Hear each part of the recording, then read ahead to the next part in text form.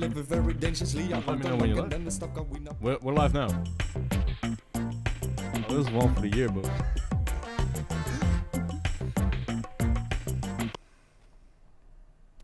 Welcome everybody. I wonder if my mic is still working because I don't know. I've been twirling it around a bit. But yeah, welcome. You've been expecting an entirely different face. I don't know if I still have to do this in English or if I gotta go in Dutch. Both. Both! Oh, it's gonna be twice. Oh, that was loud. I'm gonna be talking twice as much. Because I have to do it in English and Dutch. Maar welkom iedereen voor degenen die live aan het meekijken zijn. Moet ik in die kijken? Moet ik die kijken? That one? Is that one? Alright. I always wonder what camera I should be looking at. I'm feeling left out. Anyway, we're gonna be doing this live podcast. Deze live podcast gaat over wat er speelt in Oekraïne. We hebben 2 Oekraïnse jongeren bij ons. Die komen vertellen wat hun ervaringen zijn over de tijd, wat ze hebben meegemaakt en hoe het daar is gegaan. So, one more time in English for you guys. Yeah. It's the intro, but telling you came from Ukraine, and we're just gonna find out and ask, how did it feel for you? How was the whole experience, and how do you stand in it now? Of course, we've been talking about some of the questions beforehand, just to make sure that everything is alright. But for the people at home, voor de jongeren thuis voornamelijk, staan jongeren hier in Nederland nog wel open van het leed wat jongeren in oorlogsgebieden meemaken? Are we still aware of the problems you see in the places where wars are going? That's the question we have for the youths that are watching at home. And first of all, I want to introduce you guys because I've been talking a lot because I go to English, Dutch. I am really sorry if I'm talking a lot. It's fine. Anyway, I want to start with you, Rio. What's your name, your age, what city did you come from in Ukraine, and since when have you been in Holland? Okay, I'm Maria Popova. I'm 15 years old. I was born in Ukraine. I lived in Ukraine. My city is Kharkiv.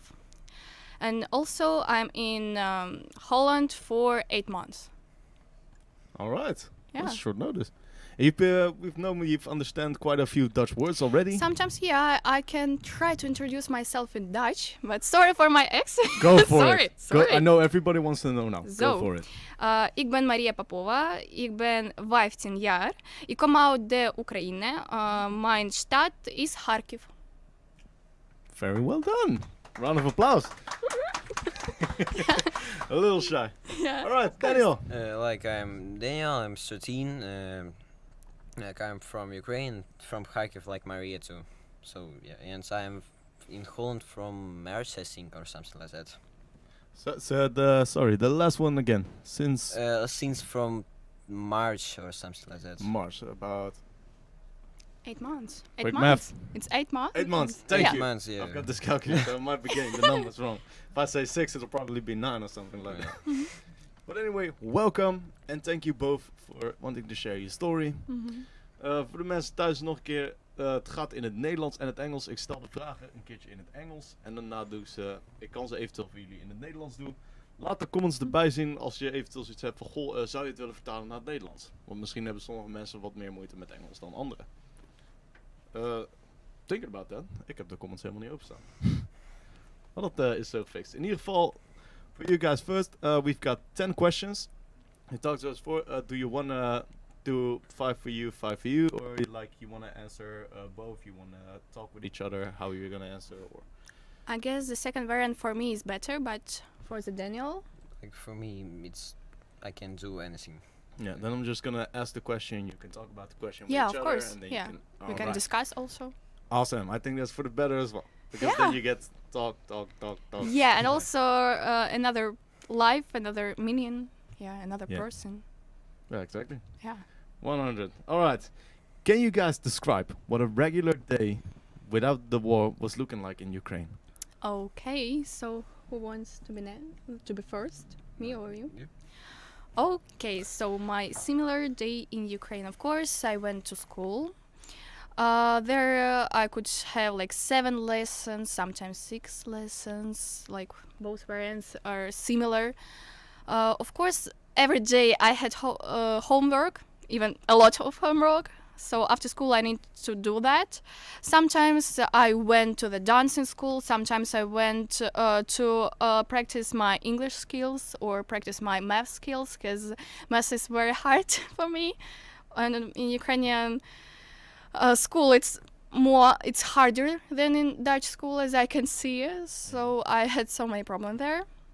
So my similar day was dependent on school, was dependent on the dance school, was dependent on my double English lessons where I could improve my language. A busy day. Yeah, very busy. Well, it sounds like a lot. And how do you experience that then? Almost the same. Like I just always wake up, eating, go to school, and just sitting there, take homework and go home. Like sometimes I have maybe something more, but I don't remember what. So yeah, like I don't see the question in here, but I think it's safe to ask. How do you experience the school days different from back in Ukraine, or is it kind of the same? Like how does the school days look? It's a big difference. yeah, So it's who wants maybe to- I can Yeah, like okay. because here I know like because we are here in the another school like from our children's like who are living in Netherlands, we have not a lot of lessons, I think, and like как будут эти уроки? lessons? Нет, Subjects? like in Ukraine we have a lot of subjects, like more than here. Yeah. So yeah, for us it's quite very strange, I think. So just wondering, the day here feels less busy on school. Yes. Dutch kids got it better. They Yeah. can't complain right now. I've got a lot Yeah. of kids that's like, oh, I got a long day at school. But when I hear you guys talk about it, just go like, oh, that's all right. Yeah, like Like- this time we have the same, but like here we have just Mm-hmm. 3 subjects. But in Ukraine we have like I think 8 or 12. I don't know. That's, 12 on a day. not for a day, but just all subjects. Oh, as I could remember, I had 18 subjects. Like, 18 subjects. Unfortunately, I couldn't choose them. Like, everyone must do physics, know physics. Everyone must know chemistry. Everyone must know math on the same level for everyone. And I guess it's the problem of Ukrainian school, because honestly, math is hard for me.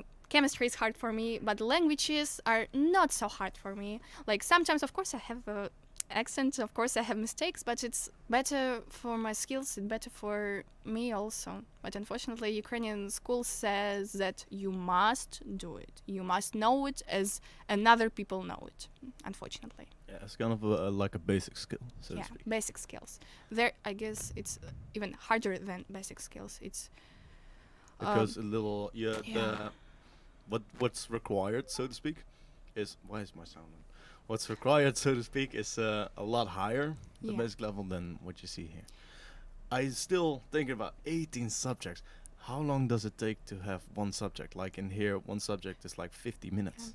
in our country is always 45 minutes, and after every lesson I have a break. So 45 minutes of lesson, break for 15 minutes, sometimes for 10, and there's one break for 20 minutes in my school, at my school. But I don't know what's about Daniel's school. Like in my we have the most biggest. It's 30 minutes. Oh. Wow. Yeah. Now that I have 45 minutes only. Yeah. Let's say you have 18 subjects. From what time till what time do you be in school then? Normally. Okay, normally my school starts at 8:30 and ends sometimes at 3:05. Like 15:05. Okay. Yeah. With all the 18 subjects. so to Not with all 18. Like all the 18 are in 2 weeks. Ah, Sometimes they repeat. Yeah, sometimes they repeat, sometimes not. Like, for example, one music lesson per 2 weeks, but there we don't play music instruments, we just sing songs together, but I didn't like it okay. because I'm so bad in singing, really That's all bad. I got confused. I thought 18 subjects in one day. I was like, my Not in God, one day. how do you Not do in one that? day. No. That's where my mom was going like, wow, 18. Yeah, but it's hard. It's still a lot. But It's at least now we know that school here seems, less busy than what you get back home. yeah. Well, that's got to be a little bit of a relief then. But up to the next question, these questions are going to be a little tougher. can you describe the day when it all started and how did you feel with it? Yeah, I can describe it, and Daniel, who will? Yeah, maybe you. Okay, I'll be first. Okay, I woke up from the loud noise. I didn't realize that the war started. I thought that it was like a firework or something like that, but I've heard like that my mom was loudly speaking in the hall or something like that, was discussing something. But when I heard like more loudly noise, I understand that it is the war. I stood up, went to the bathroom and take the face mask for my face, like a beautiful face mask for my face, and like started to walk around the flat because I was too stressed to think. I didn't cry. I didn't understand anything. Like I was chatting with my classmates in the morning, and of course, my teacher wrote that you don't need to go to school. And when she typed it, I went to my mom and said like, "Oh, mom, I don't need to go to school." And she was like, "Of course you will not, because it's like there's a shooting outside. How could you go to the school?" But I didn't realize that I couldn't go to the school. I didn't realize what's happening at all. I was too stressed. Yeah, you were just trying to get the day on as it goes usual. Yeah, as usual, I started to do my breakfast as usual because I didn't understand anything. I was too stressed to cry. I was too stressed to understand. I was too stressed to call my friends. For the first, they started to call me, and only after that, I started to call another people to ask what's happening there. Because Kharkiv, our city, is really, really huge. Not even big, but huge. There's more than 1 million people. Of course, it's a huge panic. It's huge, like, so many people are outside and don't understand what's happening. Yeah, and... That's gotta be big chaos. How was it for you, Daniel? Yeah, for me it's like I just wake up because my mother just starts take me off from my bed and it's like just screaming like war starts. I don't understand what's going on. Like I just don't understand what is going on. Like why, what, and just think 2 minutes gone and I am just fully in my clothes. And mom would say maybe we can right now go outside and do something. And like I just sit in my bed and trying to understand what is going on. My mom just running from our house, like take all things. I don't know, like we don't eat, we don't speak. She just takes some clothes and we go out. I think, yeah. And like I have this feeling from 1 week, maybe more, and like the most I think very strange, like air have I have feeling like air starts more like hard to just do something. I don't know. Yeah. So. It felt like a lot of confusion. Yeah. Well, certainly it's two different ways of how it started for both of you. Yeah. Thank you once again for sharing this with us. The next question is, when did the realization hit that the situation was actually life-threatening? Oh.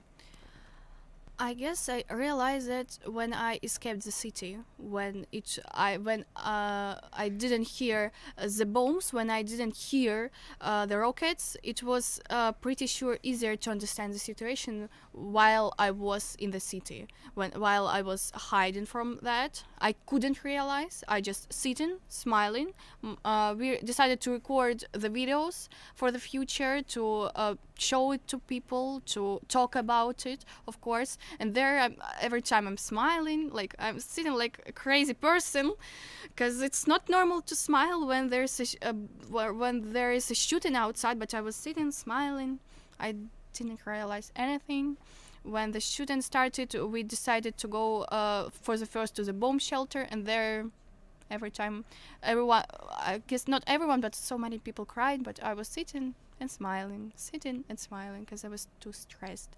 When I realized that the war started, I was not in my city. I guess I was on a highway to the board with Hungary, as I could remember.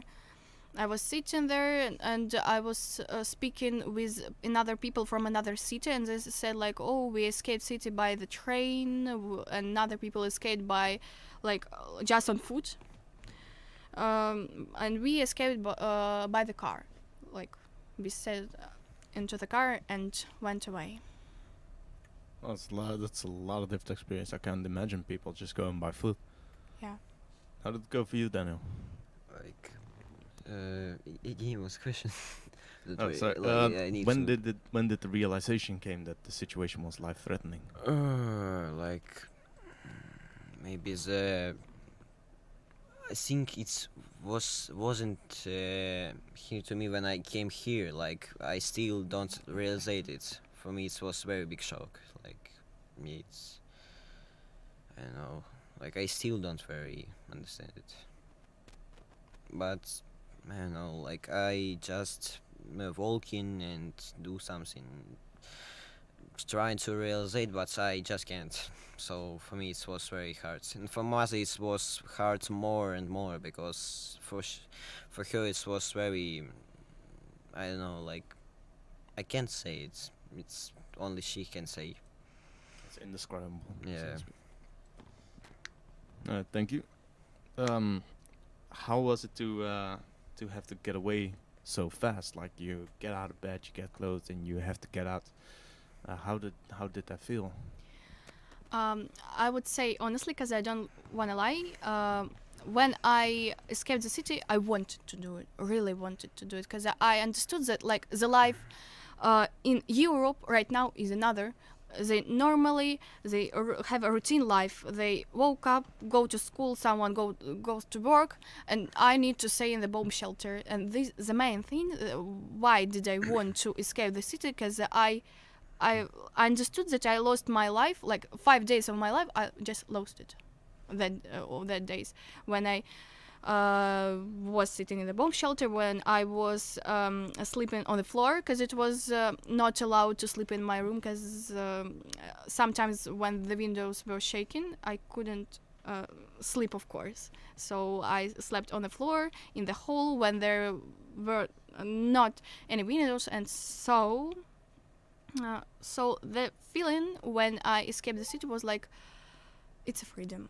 Here is the freedom. I understand that if I go to the to outside, that the rocket will not kill me, that the soldier will not kill me, that the tank will not kill me, because there is no tank, there is no soldier with a gun, there is no rocket in the air. Yeah, more safe feeling that you can actually walk without, so to speak, a care for feeling for danger. Yeah, I guess so. How does it feel for you, Danny? For me, it's like, like I fancy. How to say it? For me, it's like I feel freedom, but just we seen in bomb shield with my mother. It was a lot of our neighbors in bomb shield, but in one day they are just gone. Like they are just right from the city, and we just two person who still in the city. My mom just shocked. She don't know what to do. She wanted to go out from city, but she don't know how. She have very big panic, and like. I don't know how, but one of our neighbors don't gone, and they help us to go to the train station. From train station we gone from the city. And, like after that, I think I start small to realize what's gonna happen, and start realize like maybe I have something more better. Like I'm gone from the city, I maybe have more freedom, and yeah. And after that, when I came here, I started to understand like I'm finally gone from Ukraine. Like, yeah, it's maybe first step for my life, for my new life. So yeah. All right, it's a whole different. Yeah, I'm glad the question gets put to both of you because you get two completely different views on it. Right now, I'm just gonna real quick put this on silent. I'm gonna get the comments with it because one more time we're gonna get the question out to the people who are watching, see if they can respond. Staan jongeren hier in Nederland nog wel open voor het leed van jongeren in oorlogsgebieden? Als de mensen nu toevallig intunen in plaats van vanaf het begin, geef gerust je commentaar in de comments. Laat even weten. Stel eventueel een vraag. Hij kan gewoon in het Nederlands. Ik kan hem altijd nog vertalen naar het Engels. Dus dat is geen probleem. Dus ondertussen zal ik deze... Do you guys want something to drink? So to speak. Right Because now. I was just looking around. I don't see anything standing. You good? Yeah, I'm good. Yeah. Then Don't you worry. want nothing to drink? Yeah. Oh. Alright. I'm just gonna get the questions out from here. Okay. Why are you working so bad? Once I need it. Great phones. Great stuff. They work every time, unless you need them to. Right now I don't see any questions yet. I do see we have a couple of viewers. Maybe the questions will come in later. Maybe. We're just gonna take our time. We're just gonna sit there, talk about it, and Okay. at least try to relax a little bit more. Okay. Fine. Don't worry about it. Anyway, right now it's just going about how it went, how did it go over here. The first question about it going, how was the procedure when you got to Holland? How did they take care of you? How did they take you in? And are you happy with the way it all happened here? Like Okay. you came here, was it a good experience? Was it a bad experience? Okay. Who starts? Maybe Okay. like I'll just start from when I was in West Ukraine, like with our siblings. We still don't understand what's happened, and like we just trying to find something to go, and my siblings find someone, woman she's telling like she can take some Ukrainian people, like it's in Holland, so she's ready to take someone, like to take care and all that. And we just maybe sitting in West Ukraine 5 days, and after that we go. And just came here. We still don't realize that, like we in Europe and all that. And they just take us and go to home, and we just start living here. Yeah, it's It all just went from the moment you got to the home, like as if you've always lived there. what? I mean, you came here like you told, and then you got to the home. Mm. The day after was as if you always lived there, so to speak. Well, except for knowing where exactly you are and. Again, maybe once again. Like, how was it when you got to the home? To here, like to this home, yeah. Yeah. Like was very incredible because we, like I can say about our trip. Like we came, we need to go into Amsterdam, but it's always trains just closed, and we go to the another city. I don't remember what city, but we're going to here to Middelburg, and like they take us. And when we came to home, we just was shocked because it was very big. Like in Ukraine, we always live in almost in small flats. No, maybe someone have big flats like with 3-4 rooms, but not a lot of people living in houses. But here is 3 floors, like it's very big, and we was very shocked. And how did that feel for you, Maria? Okay, when I came here, I have never been to the Netherlands before the war. I was in Europe so many times, but not in the Netherlands.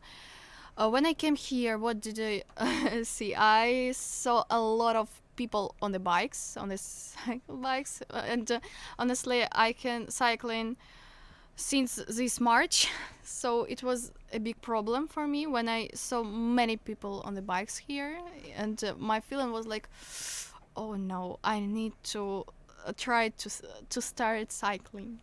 It was like the main feeling. It's strange because like I have the war in my country, in my mother country, and I'm thinking about the problem that I can cycling. But I guess it was part of the stress that I was thinking only about, oh, I can cycling.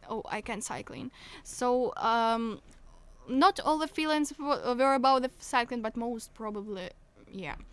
The first city that I went to here in the Netherlands, it was Terneuzen. It's not so far from here, because in Terneuzen live some mates from my parents, Dutch mates, and we would at that time we would like to live with them, but we had some problem, so we decided to book some a house for us to live there for some time, and we booked a house in Booking. It was in the little. It was in Wemeldinge, in Wemeldinge, and there I spent, I guess, 3 months. I started to go to school, and also we changed the home, because some really kind Dutch people decided to help us with that, and we lived in their like country house for some months for free. I want to say thank you very much for them. Like, it's a great help for us. When I started to go to school, my life changed very, very well. Like, I understood like the life goes on, that I can cycling, yeah, with a bit problems, but I can cycling, so my feeling was a bit better than it was before I started to go to school here in the Netherlands. Now that I'm thinking about cycling, how was that for you then? Because I've seen you cycle away from here, and I know you fast. Yeah, like from all my life, I never sit in the bike. I never cycle. Like, I just came here in Holland, and this is my first experience when I start cycling in the bike. So yeah, it was very funny. But the most funny is like how I take this bike. The woman who take us, it's her name is Fifi. We all very wanna say thanks for her. It was very for us. It was very good, and it's like we just she just starts like saying for our neighbors, like Ukrainian guys here in Middleburg, like maybe if you can help, maybe you can give us something or something like that. And almost all neighbors just came and give us like some clothes, because we have nothing. We just take small bag with some clothes, and that's all. And they give us bikes, and that was we just start trying to ride the bike. Maybe I think I have maybe 1 week to know how to ride the bike. Well, that was pretty fast, actually. Yeah. Yeah. I can already see we've got a couple of questions. Okay. Let's see if I can get. Of course, like I said, it works always, except when you need it. From Renata, did you guys get here with family, or did you have to leave family behind? Okay, I'm here with my family, with my with my parents, with my younger brother, with my 2 aunts, with my two grandmothers, and with my grandfather. But someone lives in another village, someone lives in the city, someone lives there and there and there. So everyone in the Netherlands, but not in the one city or in the one village. Okay, so a little bit more spread out through Yeah. Holland. We live separate right now. And you then? Yeah, like I came here with my mother and with her friends and her son, and just and my grandparents, they are still in Kharkiv, they are still in our home, and yeah, it's, A lot of family still there. yeah. Do you have good contact with them? Yeah, we always trying to phone it and speak with them. Like, I can't say it's very good. So right now with them, it's not good at all. So yeah, I'm just glad you still get to have contact with them. yeah. That's good to hear. One more from Yura. Daniel and Maria, if you had the second chance to choose whether to leave Ukraine and go abroad or not, would you prefer it now still? Right now, I Yeah. guess to go abroad. And you? I think it's the same. Maybe. So still you wouldn't stay there, you would still No. go abroad? I can realize what's happening right now there. I can realize because sometimes there is no electricity in the whole city. How could they live? Because my house, my flat in Ukraine is like almost depends by electricity. I have everything by electricity. I have no gas in my flat, only in electricity. If I have no electricity, I have no light. I have no food, of course. I have no drinks. That's why it's a big problem for me. That's why I'm here. Yeah. Some good answers on the questions. Yeah. At least then we're gonna wait till see if some other questions Okay. get up. I'm just gonna get the question out once more. Yeah. Zijn jongeren nog steeds bewust van het leed voor jongeren in oorlogsgebieden? Dat is nog steeds de vraag die erin staat. Ik ga wel vragen, zou een van jullie die eventueel willen pinnen in de comment section? Ik heb een poll van gemaakt. je hebt er een poll van gemaakt. Top. Want dan kunnen we eventueel dat gewoon via die kant doen. So I just asked them if they could put the main question for the people who are watching, if they could stick it in there or make a poll out of it. Gil made a poll out of it. Yeah, So thank you. I don't think I still have to keep asking the question then, because I might forget. Yeah. But Thanks for the translation. no problem. Yeah. I'm just gonna try to make the best of it, make it easy for everyone. Mhm. We'll probably fail a couple times more. The next question is, how is it to be in a strange country and try and relearn a strange language? So who starts?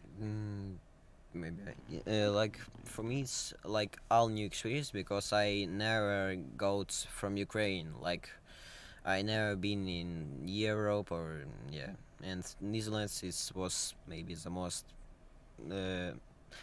don't want to say strange, but it's I think it's cool country, and like and language is very hard. Like I know it's almost like English and German, and but it's for me it's more strange and hard. I can understand. Yeah. Even I have some troubles with Dutch. Yeah. Even now I live here.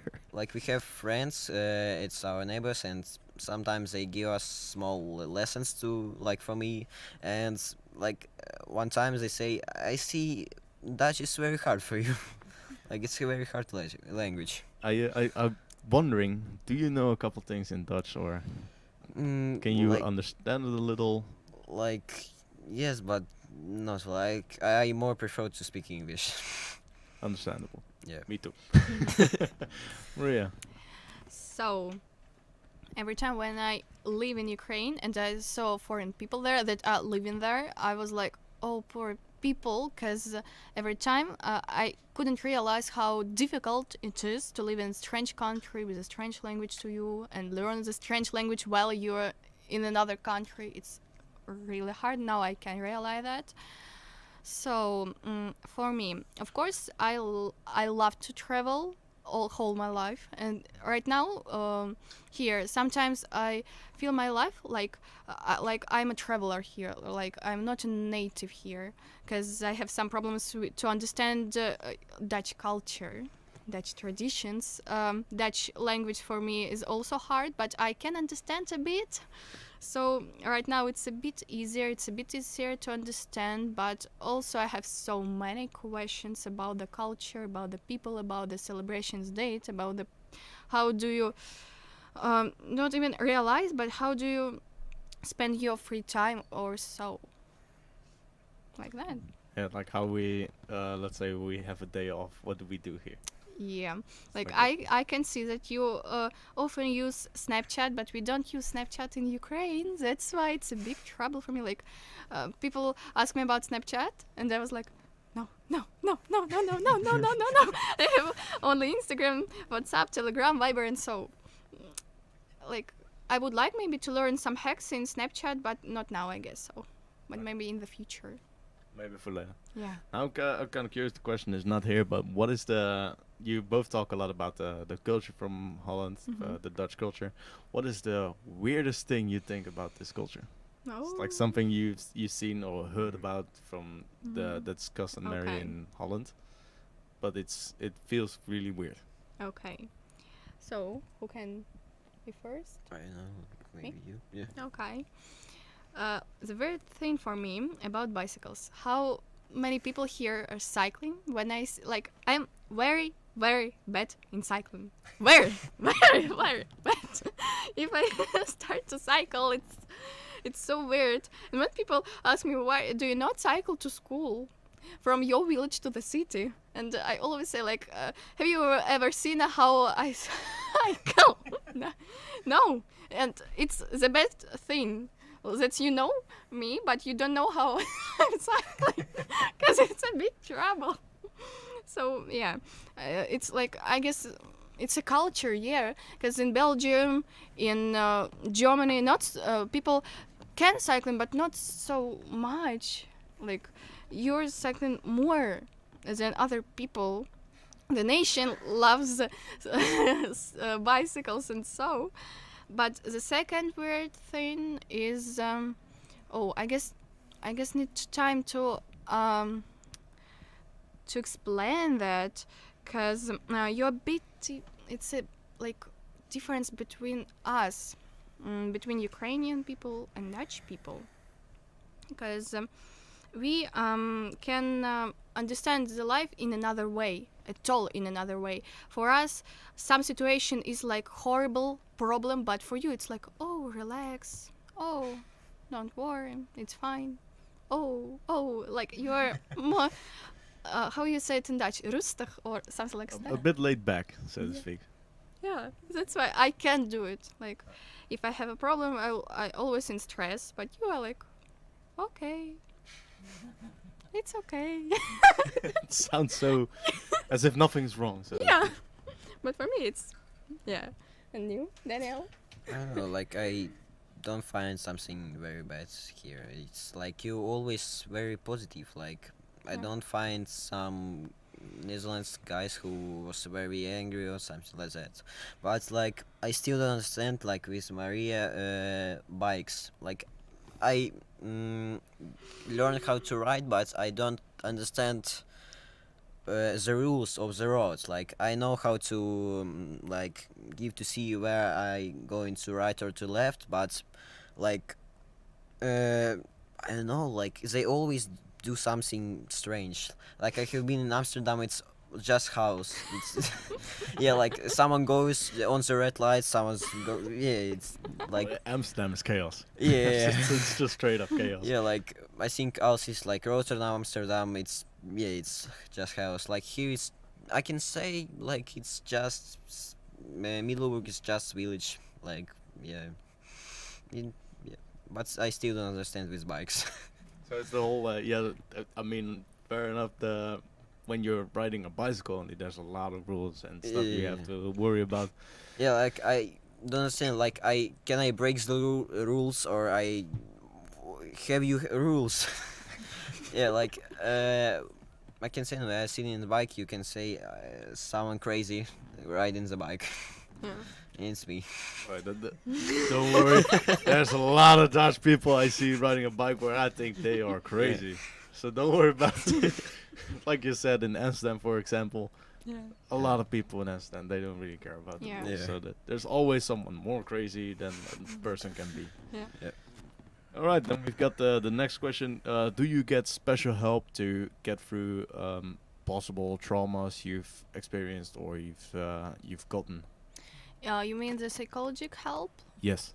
Okay, I know where can I have the psychological help, but I have never called them because I can understand that there are more people that need more help from psychologists right now. Like people from Mariupol, it's terrible. The situation there was terrible, is terrible also.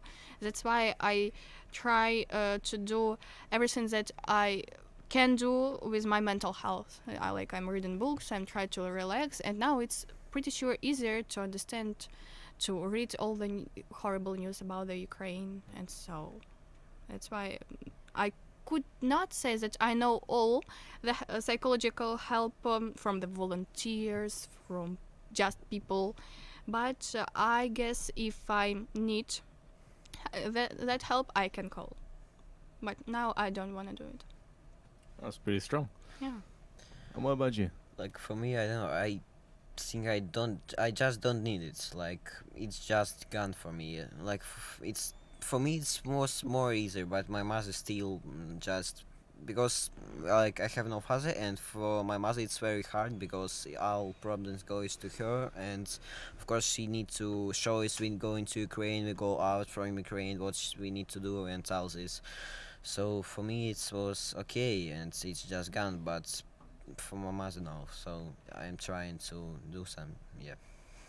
I gotta say, you're both pretty strong mentally in this Yeah. one. Mhm. That's pretty tough. I can see some more questions. Now from that one over there. All right. So the first question she had was, where do you guys live? Like in a house or with more people? Is that Here? in? I'm just gonna ask straight up In to the you. Netherlands? In the Netherlands. Okay, I live in a village, Arnhem-Ouden. Am I pronouncing it well or not? Because yeah, sometimes it's hard. I live in a house with my parents and my younger brother. Okay. Yeah, Yes, we live here in Middelburg in the center. Maybe someone knows Spanish start. It's like yeah, like, and we living with owners of this house, and yeah, and sometimes in this house came their children's. Yeah. So yeah, but almost they always just two. Okay. Yeah. Do you get along with them? Yes. Like I see, you spoke with the children come over sometimes. Yeah, but yeah. Okay. Then another one is where do you guys go to school? I take it that's here in the Netherlands as well. Yeah. All right. Oh, I go to the international school, like ESK, or how normally we need to call it. Yeah, and there I learn Dutch language. I learn maths in Dutch, like rekenen and wiskunde. But again, in Dutch, it's pretty sure sometimes easier because the program is Dutch program, not Ukrainian program. Because if the Ukrainian program was in Dutch, it was like the hell. I guess so. Like, yeah. I don't like maths. Yeah. I understand. Yeah. What about you, Daniel? It's like the same as Maria because I in the same school. It's international, so like yeah, I have this all the same like Maria. Yeah. Do you hate math as well?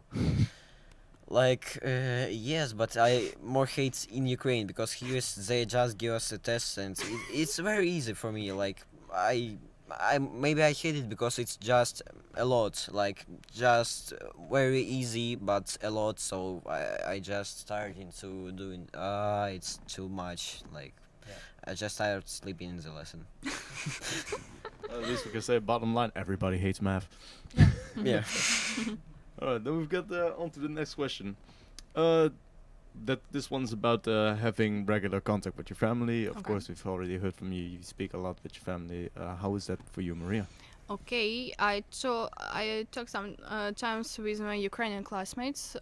Normally about the school, because sometimes they help me with Ukrainian online school, because I have both schools.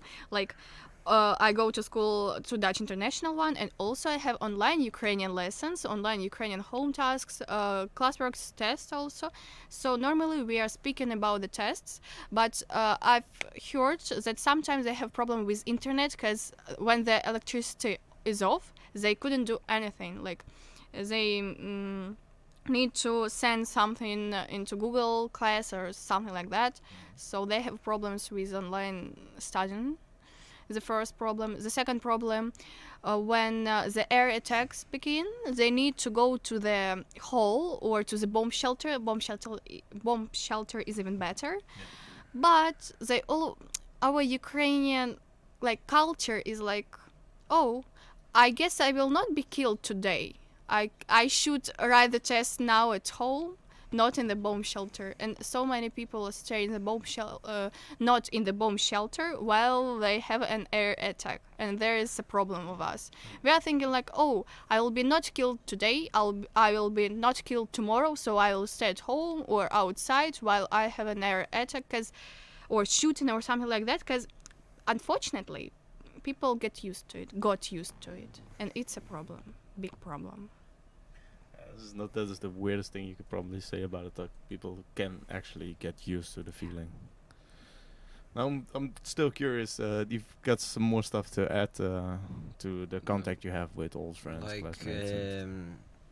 in the first months, yes, we just talking about who is going from Ukraine in what countries, but after that we just start calling and playing games. But the most maybe fun, I think all children do it when war just started, and we just sit in Discord and just we hear boom, and like we just asking someone where it was to who it was more.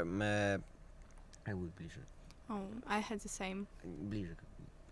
Closer. More closer. Yeah, I Yeah, had the like- same situation. I've heard the the rocket, and I've heard that the rocket just shot into something, and every time I call friends behind and say where are you? Are you at home, or in which building it shoot? Because I could hear it very well, And the worst scene when the night began, and you every time start to open the news, and you see like the building was staying and just It just straight up collapses destroyed, right down to yeah. the floor. Right down to Wow. the floor. And every time when you can understand that every time you can like look at through the window and see this building, and there's the worst part of the war. Fortunately, it was I didn't see it in my eyes when it was like that, but when we went out, when we tried to escape the city, I could see it. I could see the damaged buildings. I could see the police. I saw the blood, and I could understand that it was like not the person fall. It maybe the rocket shut down or something like that, and it's hard, really hard. I guess I can only imagine what you guys are going through. Yeah. We've got a couple more questions. Wow, it's going really, really fast. We're almost at the end already. Just gonna check real quick. I think the answer's has it been answered? How the question was how is it going in Ukraine right now? I mean we talked about how it was, how you saw things. Is there anything you would like to add to that? Okay. Will be Mm, first. like maybe I don't know. Like right now, it's like people who still stay in Ukraine, like in the cities. Right now, they're more like I think for them, like they are more relaxed right now, and like when it's going rocket, they of course they are very scared, but not a lot like in the first days. Like right now, for them it's like just similarly thing, and yeah. But right now, yeah, it starts like in the always in the morning. It's no lights, and yeah, for a lot of I don't know how to say what to add. Maybe that's all. Maybe Marie can add something. Yeah, okay. The difference between now and between how it was. Yeah, people got used to the rockets, to the to the air attack and shooting and so. The problem with it's really the problem that Ukrainian people don't have electricity. It's a really huge problem because everything stops. Really everything. It's hard, for example, to go buy food without electricity because you can't see anything inside. It's a big problem. And it is a difference because when it was winter, when it was spring, there weren't any problems with electricity. That's why people have so many problems when they need something to cook because there is no electricity. Normally, in Ukraine, there are so many buildings that based only by electricity, so they couldn't turn on anything. No heat, no lights, Yeah. no shower. It's- Kinda. wow. Yeah, sometimes like water, of course, can be, but with no lights. We normally don't have any windows in the bathroom. It's like in our country, it means like something like not okay, because it's from the past, from our culture also. Yeah. That's why always we need to have a light, something like from the phone, from the watches or something like that, to see something. Yeah. Yeah. So that's it. That's the difference, I guess. So. There's got to be a big difference with here then. But just wondering I think candles are used for Oh. a lot then to get around. Yeah, but not for, oh, sorry. again, No worries. sorry from my side also. But you see, in Ukraine, so many people don't like candles. Like I love candles very much, and for example, my father, he doesn't like candles at all. He's every time he thinks about the death. I don't know why. Like maybe about in the church when someone dies. Normally people go to the church, take a candle and switch it on and put it there. I guess so many people do that. And that's why maybe someone, like maybe my father or a lot of people have bad memories about the candles. That's why they don't use it at all. But I love candles. I don't know even why. Just So it's love. more like the candles got associated with a person dying, so to speak. Yeah, maybe, I don't know, but for me, it's like I can relax, I can think about something, I can do homework, I can cook in while I have a candle behind me. I don't even why do I love them so much. You gotta know. be really happy with all those scented Candles, candles of course. on I over was, here. yeah, sitting like, oh, what's a beautiful day today. Well, that's at least one very fun part for you then. Yeah. Let's see, we've got no further questions. I do have a couple more questions over here, but actually only two. Let's see. That was a big one.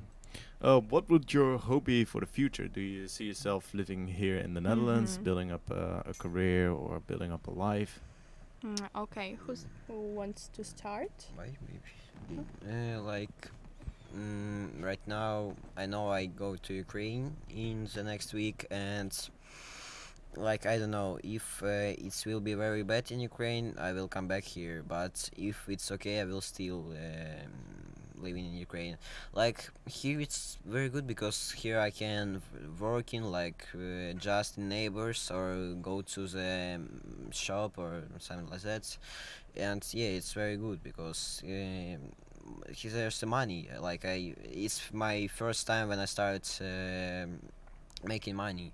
But like, if I will live in Ukraine, like I and courses of web design. So maybe if I start do something more, I will just go into freelance and yeah. Good plans. Yeah. What about you? Okay. I guess I wanna finish my studying here in the Netherlands. I wanna. The first main thing, I need to know Dutch well. After that, I need to go to Dutch normal school. After that, I wanna finish it, and maybe I wanna go to the university to learn psychologist, because I wanna be psychologist. That's a very big subject. Yeah, I know, but I love psychology very very much. All right. And do you see yourself? Do you see yourself living here for the rest of your lives? Would you like to go back to Ukraine? I guess I want to travel and see where is the best me to live. Right now, I can't imagine that I will return to Ukraine. Maybe I had so many stress. That's why it's hard for me to imagine their life. Because every time if I go to Ukraine, I'm more than sure that I will have all the bad memories about the war. I'm more than sure that I will see it like in my head. And I guess it would be very hard to go there again. That's why I want to be here as much as possible. Yeah. Right now, as much as possible. And after, I guess, I'll see. But not now. All right. This explains a lot. Yeah. But explains a lot. That's a very broad answer. Thank you very much, both You're of you. welcome. Of course, we hope you're feeling greatly at home over here. Mhm. Always welcome, as you know. Then we've got one more question. As someone who's experienced it, what Mhm. would be your message to the people in Holland who are listening, who are Mhm. perhaps over here, who've talked to you multiple times, or maybe to the politics over here? What would be Oh. your message about the actual consequence of war and what can it do to people? Yeah. Okay. I would like to say to hear us, really to hear us, because sometimes when some Ukrainian people need help, like they have problems with the house, they have problems with something in the house, and they can't fix it or something like that. I guess people should react it faster than they do right now. Yeah, I will say like that. But I also want to say thank you very much for people who help us, who tries to understand us, who tries to know something about Ukraine and Ukrainian culture, the difference between Ukrainian and Russian. I want to say thank you very much. Also, Dutch people should understand that sometimes when you react when I say like I'm from Ukraine, to react not like oh, like not like that, because sometimes I feel it's a bit strange, like that the person not even like say like oh it's the war, it's okay, but I guess that the person even don't realize what's really happening there. That's my message, I guess. So. That's a good thing we're doing this podcast then. Oh yeah. Very good thing. At least now people know a lot more. The people watching will know a lot more about the situation Yeah. and how it feels for the both of you. Daniel, if you've got something to add to Yeah, that. like I don't know what to add. Like right now, I know I hear is almost a lot of Netherlands people just say to Ukrainians, go out from their houses. Yeah, it's I don't know how to do.